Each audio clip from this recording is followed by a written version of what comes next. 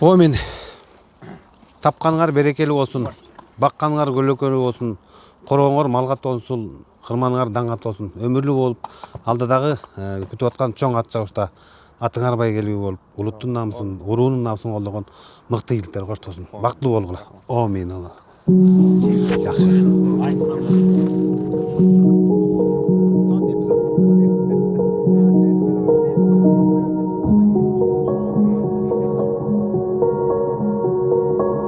Ассалаумағалейкум, менің атым Жолдошбеков Айдар. Мен өзім 8 жашыма баштап ат қағызып, аны үйреніп келіп, өзім 10 жашыма келіп ат жаап баштадым. 9 жашында сынақтарға чаапан, 10 жашында чоң ат жауыштарға чаап баштадым. Бұл атым аты Үскөл, аттың аты. Әмеге көчмөнгө квота ұтқан. Әмеде Михайловкадан ұтқан, Гөлдің атынан. Үскөлден ұтқан. Мен бияққа келген себебі, мен бияқта 1 жылдан бері іштеймін бияқта. Мен ат жауышта жүргенде Жолдош атамдар мен танышып, саламдашып, анан Жолдош атам бияққа ата-энеммен сүйлөшүп алып келген. Ошон бун Кыргызстандын атынан көчмөнгө чабабыз бул Үскөлдү. Ошо Үскөл намысын коргоп, Кыргызстандын намысын коргоп чабабыз буюрса. Ат жабыштан баары эле жагат, мага ат иштеткен жагат, ат жаап барат, балдар менен сүйлөшүп, жакшы байгеден утсаң андан жакшы. Ошондой. Ошо ат жабышка ата-энем суранып кетем дайыма. Анан суранып кеткенде аман-эсен барып кел деп, байгели бол деп батыр жөнөтөт. Алымбек татка да ал айдан 4-чү келген Мең чоң байгем. Ошо жактан уткан Мең чоң байгени. Аяка да биякнаттан Элмис байкенин Жолдош атамдын атынан аттарын чаап утканбыз. Аяктан 4-5 алганбыз. Мен коркком ошо эме. МММ торунан дагы Казакстандын көп аттар келет. Көксерек да келет, ошондон да нормально. Ошондон да коркутум. Кудайдын буйругу да эми. Кимге буйрса ошол утат.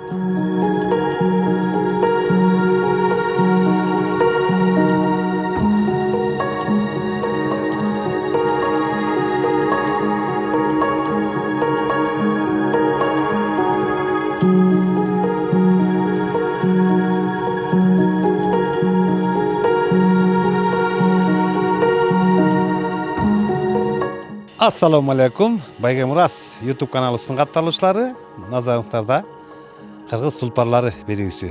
Бүгүнкү берүүсүнүн коногу Ысык Ата районунун Красная Речка айылында багылып аткан Үскөл аттуу тулпар менен сиздерди кенен тааныштырабыз.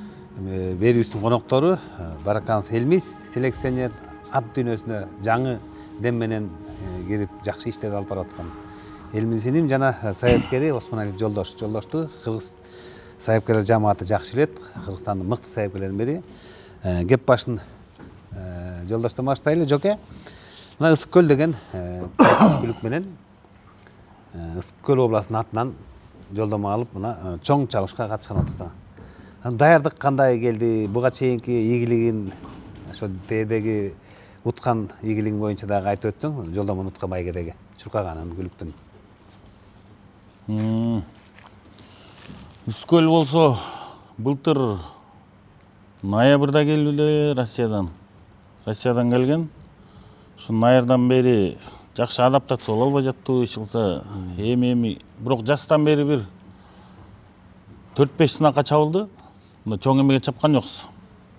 4-5 сынак тутту. Ошойдон жана эмеге барып, көлгө барып жолдомо алдык болду. Июнда алдыкпы? Ошо жолдомону июндун 14 эле 16-сында алганбыз. Ошондо мен даярдык ошолдон бери тынбай келатасың. Ошондон бери эле. Бул байталдын бул бүлүктүн абдан сыны да мыкты экен. Үскөлдүн абдан келишкен. Анан да жашы канчада экен?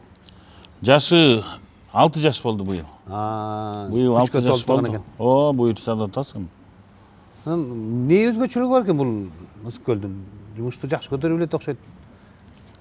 Терди төгүү жагы кандай, бат терди бербей экен? Жумушту башына жакшы көтөрө албай жүргөн, ошо жакшы адаптациялап албай жаттыбы. Эми азыр Кудай буйрса деп атабыз. Жумушту да көтөрүп калдык азыр. Шүгүр, тер берген деле. Эми көчмөнгө мен дегендердин баары келет да. Электен өткөндүн баары келет. Электен өткөндүн баары келет.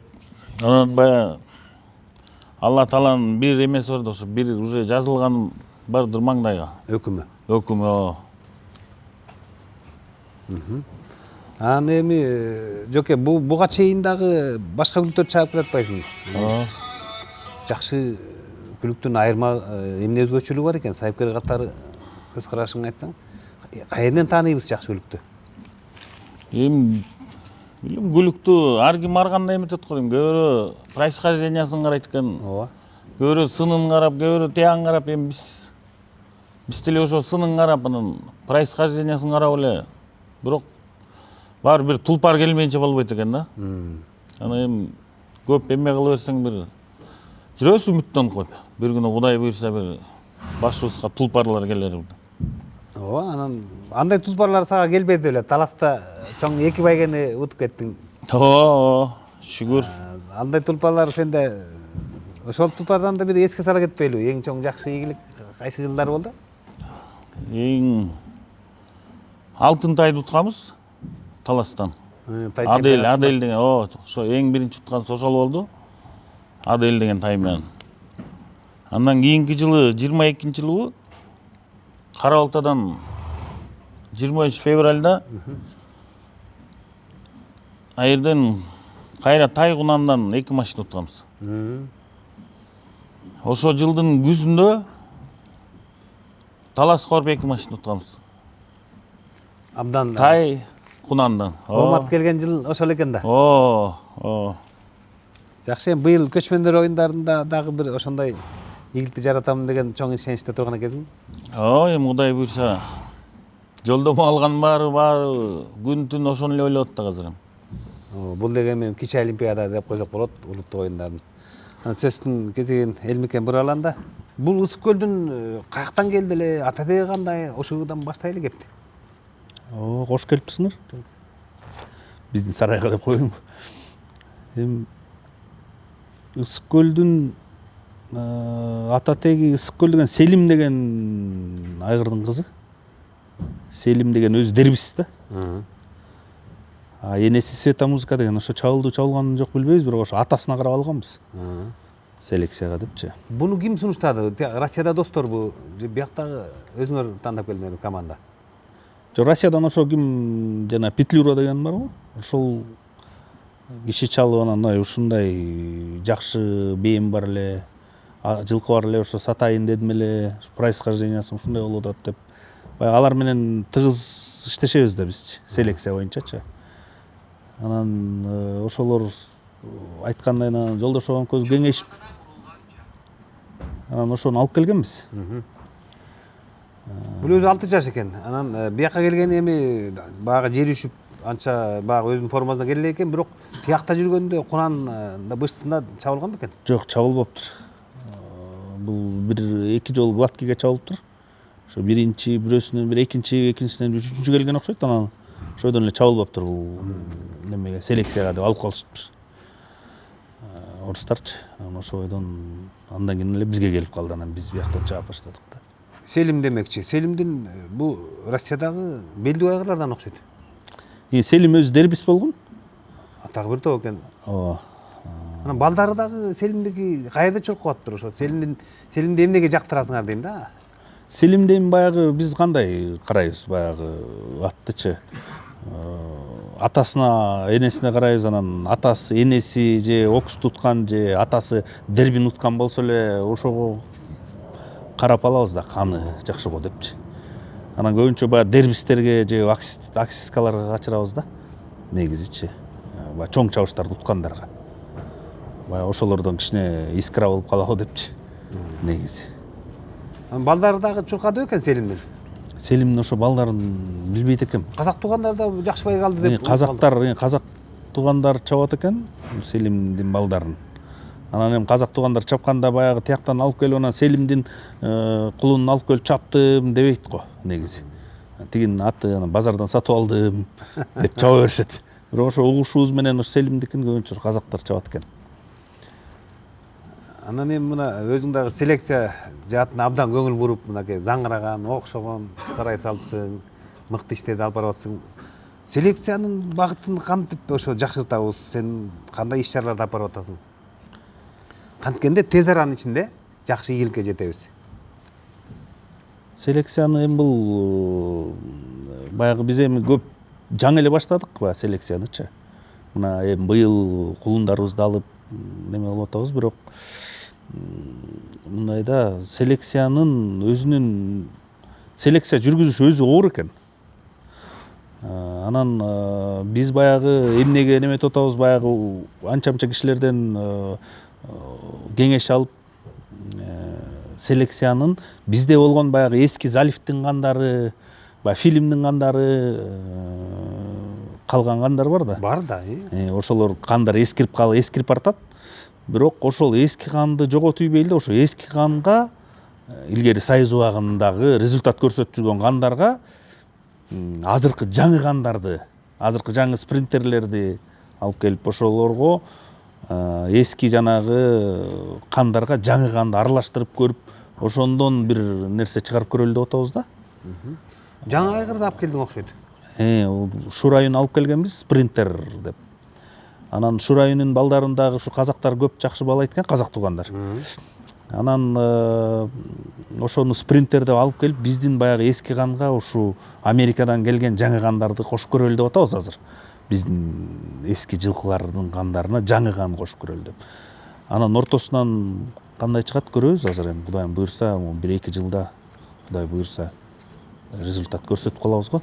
Быйыл деле уже анча-мынча результат көрсөтүп баштадык. Өзүнүн бээлерди, өзүнүн айгырлары менен. Бирок эми дагы ал селекция баягы 1 жылдык оокат эмес экен да, бул 10 жыл өмүрүң кетет экен. Анан Кудайга шүгүр эми бир чыдайбыз го деп отурабыз, чыдайлы деп. Жакшы селекциянын жыйынтыгын чыгарыш үчүн адамдын bir өмүрү кетет деп айтат чоң селекционерлер.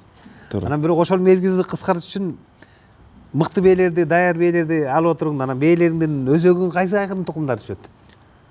Бээлердин өзөгү негизи эң көп уклонду Залифтин тукумуна кылып атабыз.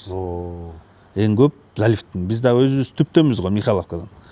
Анан бизде айылда эң конезавод, бизде конезавод болгон негизи. Мен кичинекей чакта, мында бала кезимде билем, ушу конезаводко барып, ушу айгырларды баягы диниктерден карап, айгырларды окуп, ошондо бизде деген Залифти мен көрбөй калдым, бирок Залифтин тукуму бизде жанагы Грозный, Букет деген айгырлар бар болчу.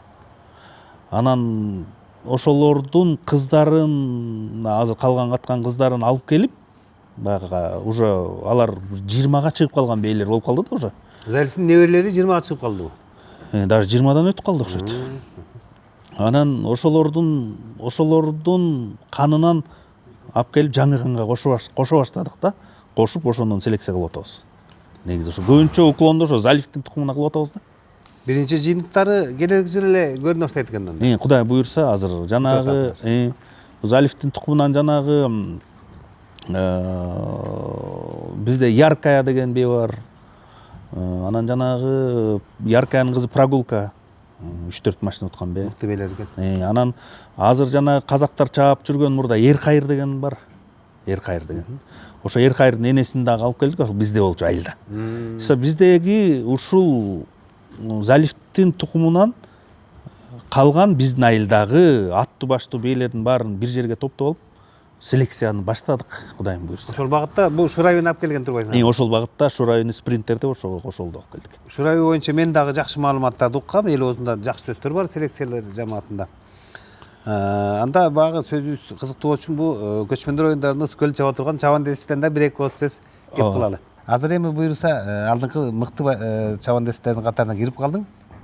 Чапканда ичине коркуп чоочубайсыңбы? Жок. Анан чапканда тартипти бузбай чабыш керек, билесиң да.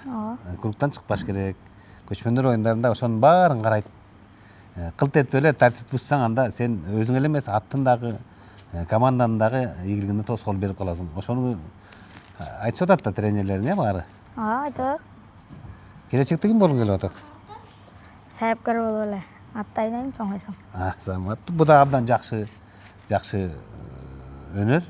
Саяпкер менен бир аттын кадыры менен сен бүткүл казак, кыргыздын элине таанылашың толук ыктымал. Андан бу экинчи балабыз дагы Жоке, бул дагы чаап жүрүт бу учурда. Бул да жаңы чаап уже үйрөнүп калды. Таланттуу комузчу, ырчы Атай Огонбаев атабыздын атын алып жүргөн Атай балабызга да сөз кезегин берели. Атай, канча жаштасың? 11. 11десиң, Кайсы айылдын кулунусуң? Нарын. Нарындан келдиң, Нарын областынын Нарын айылы же кайсы? Карагыжурдан. Карагыжурдан келген турбайсың, Лахорбу. Жакшы. Лахол айылы. Анан айтсаң, Атай, атка качандан бери аралашып калдың? Атка аралашканым ушу 1 эле жыл болду. Жакшы чаап калдыңбы? Ооба. Жаңы үйрөнүп атам. Жаңы чоң байгелерге чаап көрдүңбү? Жок, чоң байгелерге чаап элекмин. Азамат, салмагың канча? 33. 33 болсоң, анда сенде дагы мүмкүнчүлүк бар экен, Кудай буйрса. Быйыл күзгү байгелерге чаап калайын деген оюң барбы? Ооба, буйрса чаап калайын деген оюм бар. Аттардан тери алып атсың да? Ооба. Ысык көлдөн алдыңбы? Көрдүңбү ысык көлгө отуруп? Ысык көлдөн тери ала элекмин, бирок мындай бастырып минип көрдүм. Азыр башка кайсы аттарды минип атасың? Башка бияктан тайларды, кунандарды минип атам.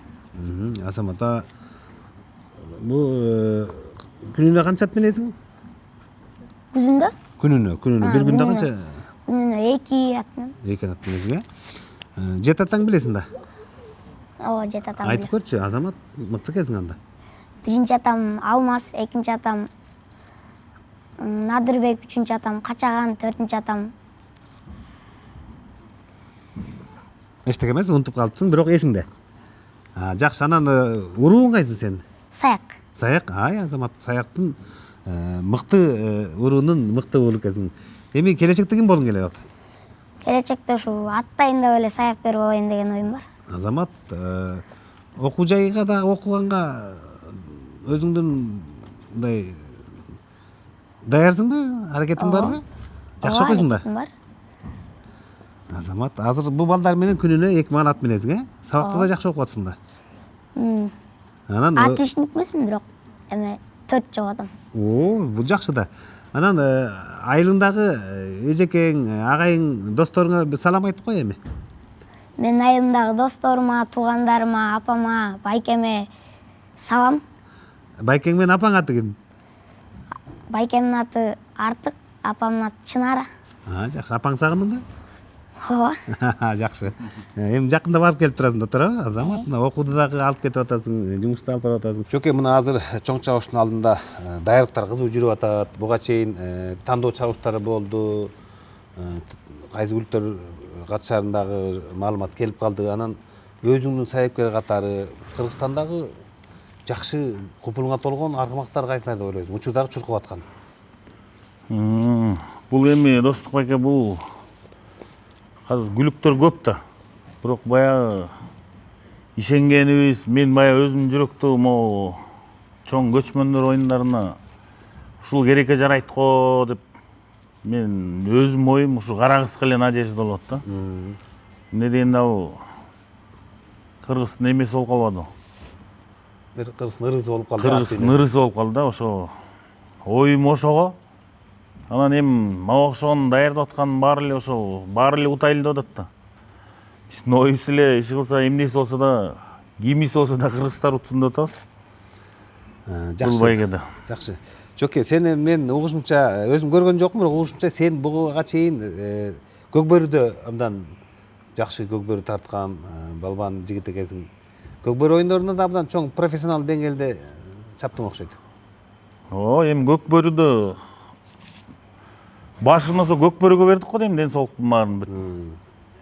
Кудай шүр, таласка чейин болгон командаларга тарттык, Кыргызстандын алдыңкы командаларга. Анан бул аргымактар байге дүйнөсүнө келдиң. Бияктын өзгөчөлүгү менен Көкбөрүнүн айырмасы эмнеде экен? Эме да Достук байке, баягы Көкбөрүдө жүрүп ден соолугуң болбой калгандан, анан баягы ары жүрүп, бери жүргөн киши болбойт экен. Анан ушул именно улактын аттарын даярдасаң деле болот, бирок аяк бар дагы нерв болосуң. Тигине карма мындай жолдо отуруп. Андан көрө мына ушуга өтүп алганбыз. Жакшы. Жок, анан сен атты кантип тааныйсың күлүк экенин, ушудан бирдеке чыгат деген атты көрө билесиң да. Анан Элмикеме кеңеш бересиң, мына муну алалы, мунун эмне жагып атыр деген аттын кайсы жактарын баалай көрө. Эми ал жагын бүт мен мисалы ГБТ кепширине бүтке карасам, Элмис болсо документ жагын жакшы билет да. Происхождениясын тигибиздин болду, анан бир жакса урган боюнча кетебиз. Ошондойбуз. Көп эме кылбайбыз аны. Жакшы, анан муну бул аттын сыны келгенден кийин каны да келет. Анан чабандестикке да көңүлдү абдан буруш керек го, Эң биринчи ошо үйүңө ат алып келелекте биринчи чабанdes алып келиш керек го дейм. Азыр эң чоң оор проблема ушу чабандестер го дейм. Чабандес болбосо бүт мээнетти. бүт мээнет. Онун өттө чечет турган ошолор да. Ооба. Анан муну маңдай жарык, чекеси болсо Сократтын маңдайында болгон. Бул сенин неберең да, мыкты жигит. Бул мен экинчи неберем бул. Атта кызыгабы бул? Кудай билсе, Элмис атасы эме алып келип уруп баштады бул. Жакшы. Кече күнү 2 круг суутуп, 3-чүгө келатып, ат эме болуп кетти, жыгылып калып. Бирок кайра уруп келе элемин да, молодец. Жакшы. Балам, атың ким? Алан. Алан? Канча жаштасың? 7. Атаң жакшы көрөсүң же чоң атаңды? Атамды. Атаңды? Атаң аты ким? Жолдош. Азамат. Атаңыз да чоң атаңыз да бир жакшы көргөн кишиси бир турбайбы? Атты жакшы көрөсүң бе? Папа дейт. Келечекте ким болуң келет? Жакей. Ой, Азамат. Мене баштадың ба? Бүгүн жыгылып калыпсың дейт го? Кече. Кече. Эчте көргөн жоксуң ба? Жок. Азамат жерге төрөт балбанды. Анан жыгылып кайра туруп секирип миндиң да. Ой, баракелде. Мыкты кетиң. Элмике, кепкеси өзүңө кайра буралы эми. Элмике, бул чоң жеңиштин даамы кандай экен? Чоң жеңиштин даамы жакшы экен негизи. Анан бул ат чабыштын эң жакшы даамы баягы жеңиштинчи. Баягы өзүң кичинекейинен бери чоңойткон жылкы болот экен негизи. Баягы өзүң кичинекей чагынан чоңойтуп, өзүң баягы туудуруп, же өзүң кичинекейинен алып келип, баягы бир 5-6 ай болгондо. Анан баягы ооруп калат, баягы кичинекей баладай кылып карап, баягы дарылап ооруган жерин. Баягы кичине өстүрүп, үйрөтүп, балдар үйрөтсө карап отурсаң. Анан баягы ошол атыңды чапсаң, баягы өзүңдүн балаң бирдеме уткандай эле болот экенсиң да. Негизичи. Баягы толкундоо бөлөк сезим болот экен. Мындай бир чоңойтуп, чоң кезинде эле чоңойгондон кийин ат баягы уже өскөндөн кийин сатып алган жылкыны, жылкы менен баягы өзүң чоңойткон жылкычы экөө эки бөлөк болот экен. Баягы кадимкидей баягы кичинекей чагында чоңойткон жылкыга боор тартып калат экенсиң. Баягынын буту аксап калса эмне болду экен деп чуркап бара калып, баягы оорубаса экен деп байкушту карап, грипп болуп калса баягынын чуркап барып дарысын бере калып, ушундай аябай жылкынын немеси ушундай болот экен да. Анан биз дагы баягы кичинекей чакта ушу ат баксак экен, жылкыбыз болсо экен деп баягы жылкы ат минип жүрүп, баягы кошуналардыкына барып, боксокторун тазалашып, ат минчүбүз да кичинекей чакта. Ошентип чоңойдук эле, анан ошо жылкыга деген сүйүү деген бөлөкчө болот экен негизи. Бул кыргыздын канында ойноп тур да. Ошондой болот экен да. Анан Элмике, мына азыр сөз арада да байкадым, короогуңда бул асыл тукум жылкыдан чыкардагы асыл тукум арашан койлору бар экен. Ошо арашан койдо багып атабыз баягы. Демек сен бул селекция, аргындаштыруу жумуштарына өтө чоң маани берет экенсиң да. Анан ошо арашан койдун баккандагы ыракаты менен бул аргымакты баккандын ыракатын салыштырып болобу? Жок, болбойт. Болбойбу? Болбойт. Бул эми арашан койдун да сөзүн ачык биз уйдагы багабыз селекция кылып. Симментал уйларды, жана галштин уйларды, сүттүү уйларды селекция кылабыз. Анан селекция кылып багабыз да. Анан баягы уй менен койдун мындайча айтканда экөөнүн жылкыга тең келбейт экен да. Анткени койду мына сөздүн ачыгы арашан кой кичине баа болуп атат. Анан чөп жылкыга чөп жыйнайлы десек, жем жыйнайлы десек, арашан койдон сатып коюп эле жылкыны багып атабыз. Демек арашанды багы аргымактын чыгашаларын жабыш үчүн дагы Аргымактын чыгашалары Досбек аябай мындайча аябай укмуш кымбат болуп кетпедиби? Дарысы кымбат. Анан бул жылкылардын да оорулары көбөйдү азыркы замандачы жашоодо. Анан баягы ошо арашан койду, асыл тукум уйду, асыл тукум койду багып, ошонун пайдасына ушу жылкыларды содержать этип, жылкыны мындай орусча айтканда содержать жылкыны багып атабыз да. Жылкыны багып келатабыз. антпесе каражат бир топ талап кылынып атыр да. Жок, антпесе оор экен да бул негизи. Анткени муну сурап калган себебим жылкы бир аргымак, бир эки аргымак күткөн бул экинчи үй бүлө күткөнгө барабар экен деп айтканы бар да. Ошол чын окшойт го. Ошондой эле болуп калды окшойт. Жакшы. Жакшы. Анан сен эми селекция дүйнөсүнө кыдырып атасың, абдан изилденип атасың. Казак туугандарыбыздын келе турган үлүктөрүнөн маалыматың барбы? Кайсы жактардан көрүп атасың? Эми казактардан мыктыларын өткөндө көрбөдүк эми буяка келгенде. Баягы эми Тоору деген жанагы Сармат деген пионер дегендер келип атат. Анан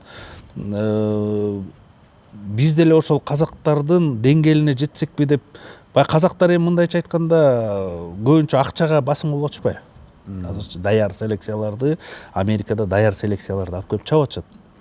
Анан ошол казактардын деңгээлине жетсекпи деп биз деле аракет кылабыз го деп, биз деле жакшы ниеттенип аракет кылып атабыз негизи. Эми ошо аракеттиңен мүмкүнчүлүктөн пайдаланып дагы бир жолу. Элмеке казак туугандарыбыз Россияны кой, Европаны кой, булар түз эле Американы алып келип атыптыр. Айгырларды өндүргүч күлүктөрдү. Анан сенин чарбаңдагы өндүрүш жагы Россия менен эле токтоп калып атпы да. Нары Европа жака оюн деген ойлор жокпу? Жок, биз ошо эми шартка жараша кетип баратабыз да негизи. Анан Биринчи кадамдар турбайбы? Биринчи кадамдар. Анан шартка жараша кетип баратабыз. Биз бул Шура үйүн алып келген себебибиз дагы бул Шура үй энеси Америкадан келген, Шура үй ичинде келген да. Россияга энесинин ичинде келген. Анан ошон үчүн Шура үйүн алып келдик, баягы неметпесек дагы деп. Анан казактарды мына угуп атабыз. Мына жакында эле бир казак туугандар ушу өндүргүч айгыр кылабыз деп $1 миллион айгыр алып келишти. Ой, баракелде. $1 миллион. Америкадан. Анан бизде эми кыргыз мындай өзүбүздүн аракетибиз менен селекция жагын жүргүзүп атпайбызбы? А казактар болсо ошол кандай болуп атат билбейм. Казактарда кымбат жакшы жылкынын баарын казактар ташып алышты уже. Биз анда убакытты баарынан азыр убакыт кымбат да бизге. Анан биз өстү мээнетибизге деп ойлой берип убакытты уттуруп койбойбузбу? Убакыттан эми жылкы мен мындай таразалайм да, эми кандай болуп экен билбейм. Биз мына кыргыз эли, казак элинен негизи могу жылкы тармагынан бир 5-6 жыл кичине калып калдык го дейм артта. Бери жагы. Бир 10 жылга балким артта баратат окшойбуз. Ушу именно селекция жагынанчы. Баягы жакшы жылкылар киргени менен, баягы казактарга $1 миллион кирсе, бизге $100 000 кирип атат. Или $50 000 кирип атат. Ошонун ортосун баягы деңгээлин ошол акча менен таразалап койсо болот да. Эми Кудай буйрса абдан сен дагы мындай абдан илим жагынан карап иш алып барып атпасың? Кудай буйрса Шура үйүнүн канын айтып коелучу эл журтка. Америкада болсо анда кайсы линияга барат бул? Шура үйүнүн дагы атасын да унутуп калдым. Америка мененчи атасын да энесин да. Нар Кёрлингге барабы же? Жок, Кёрлингге барбайт. Степ проспекти Носен барабы ушу? Ошону такыр документтин караш керек. Документтин караш керек. Жакшы, эми Элмике чоң чабыштын алдыда чоң саамалык туруп атат. Бүткүл дүйнөлүк Олимпиада оюндарынын деңгээлинде өтчү жакшы оюн иш-чара. Эл журтка калуу тилек айталы? Эми кааларым баягы биздин бүткүл эле бул эми спорт го. Баарына кааларым ийгилик. Анан баягы баарынын аттары байгелүү болсун, эмгектери кайтсын баарыныкы. Ошо кыргыз элинде ар дайым ынтымак болуп, тынччылык болсун. Анан баарына кааларым ийгилик. Ошо. Анан баарын ушу кыргыз элинде ушундай жакшы жөрөлгөлөр көп болуп турсун. Рахмат.